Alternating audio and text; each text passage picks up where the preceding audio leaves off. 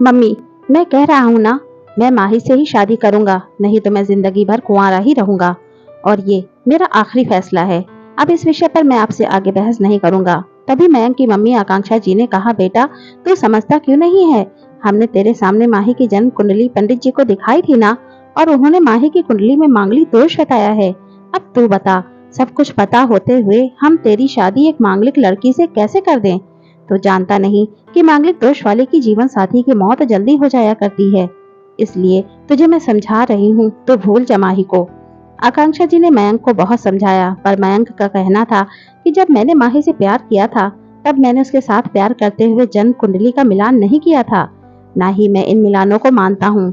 इसलिए अब बस मैं शादी करूंगा तो सिर्फ माही से, और ये मेरा आखिरी फैसला है। आखिर आकांक्षा जी को अपने बेटे की जिद के आगे झुकना पड़ा और पंडित जी के द्वारा बताए अनुसार माही के मंगल दोष को दूर करने के लिए मयंक के साथ शादी करने से पहले माही की शादी एक पेड़ के साथ करवाई गई, और उसके बाद माही ने मयंक से शादी की।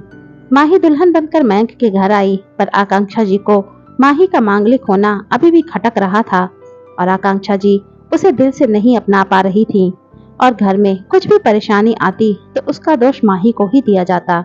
लेकिन माही पढ़ी लिखी संस्कारी लड़की थी, और वो अपनी सासू माँ से मिले इन बेवजह आरोपों को अपने दिल से नहीं लगाती थी। ऐसे ही ससुराल में उसके दिन कट रहे थे। एक दिन मयंक ऑफिस से जल्दी घर आ जाता है। तब आकांक्षा जी ने उससे पूछा, बेटा आज जल्दी कैसे आ गया? तब उसने बताया, माँ आज सुबह से ही सिर दर्द और बहुत कमजोरी आ रही है, इसलिए ऑफिस में काम करने की हिम्मत ही नहीं हुई मेरी। तब आकांक्षा जी ने कहा, चल बेटा जल्दी कर, हमें डॉक्टर के पास चलना चाहिए। मयंक और आकांक्षा जी डॉक्टर को दिखाने गए। डॉक्टर को दिखाने के बाद मालूम पड़ा कि मयंक को पीलिया हो गया है, और दोनों जैसे ही घर लौटे आकांक्षा जी ने घर को सिर पर उठा लिया और कहने लगी, जब से ये लड़की हमारे घर में आई है, तब से हमारे घर में परेशानी और बीमारियां भी साथ में लेकर आई है। इसके कदम ही अशुभ हैं। अब देखो, इसका मांगलिक दोष हमारे बेटे पर भी असर करने लग गया है।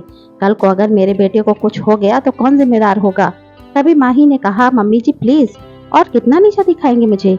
आज तक मैं चुप रही क्योंकि पापा ने यही सिखाया था कि बड़ों के आगे ससुराल में जवाब मत देना, पर आज तो आपने हद ही कर दी है। अगर मैं आज नहीं बोली तो जिंदगी भर खुद को माफ नहीं कर पाऊंगी। मम्मी जी, अगर आप पंडित जी पर भरोसा नहीं करती थी तो उनके कहे अनुसार आपने सारी मांगलिक दोष निवारण की विधि क्यों करवाई? क्यों पहले आपने मेरी पेड़ से शादी करवाई? दोष मेरा मांगलिक होना नहीं है, बल्कि दोष तो मेरा आपकी बहू होना है, क्योंकि घर में जाने अनजाने में कुछ भी परेशानी आती है उसको आप मुझसे जोड़ देती हैं। और जब कोई सास अपनी बहू से सिर्फ नफरत कर रही होती है, तब ये बहु दोष बेटे को ही नहीं पूरे परिवार को परेशानी में डाल देता है। और इस बहु दोष से मुक्ति भी सिर्फ सास ही दिलवा सकती है। बहू को अपनी बहू माने, उसे दिल से अपनाए, उसे भी सम्मान दें और ये महसूस कराए कि वो भी इस परिवार का सदस्य है। नहीं तो बहु दोष मांगलिक दोष से भी ज्यादा पीड़ादायक हो जाता है। माही की कही हुई बातें आकांक्षा जी के दिल को झकझोर जाती हैं और उन्हें मन ही मन पश्चाताप भी हो रहा होता है। उस समय उन्होंने माही को कुछ भी नहीं कहा। थोड़े दिन बाद मयंक बिल्कुल ठीक हो गया और ऑफिस जाने लगा, और 1 महीने बाद मयंक की सैलरी भी बढ़ गई। तब उसने घर आकर इसका श्रेय माही को दिया तो आकांक्षा जी बोली, हाँ सही है बेटा, तू तो सारा श्रेय बहू को ही देगा। तेरी माँ का आशीर्वाद भी तो तेरी प्रगति के पीछे रहता है, तेरे साथ। तू तो तुझे श्रेय देना भूल ही गया। तब मयंक ने कहा, माँ इस बार माही का मांगलिक दोष मुझ पर और ना ही मेरी तरक्की पर लगा।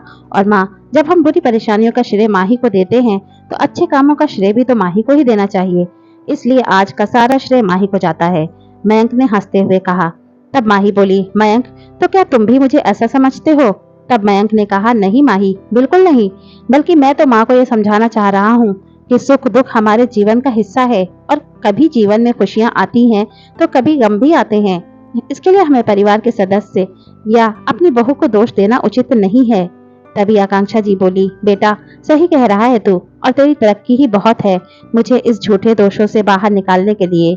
आज मैं ये कसम लेती हूँ कि आज के बाद से माही को किसी भी बात का दोष नहीं दूंगी। ये सुनकर माही आज बहुत खुश थी, क्योंकि आज उसको उसकी सास ने मांगलिक दोष के साथ साथ बहु दोषों से भी मुक्ति दे दी थी। दोस्तों, वीडियो कैसी लगी अपनी राय हमें कमेंट बॉक्स में जरूर दीजिए। वीडियो अच्छी लगी हो तो प्लीज इसे लाइक कीजिए, शेयर कीजिए, और चैनल को अभी तक सब्सक्राइब नहीं किया है तो प्लीज चैनल को सब्सक्राइब कीजिए। Thanks for watching.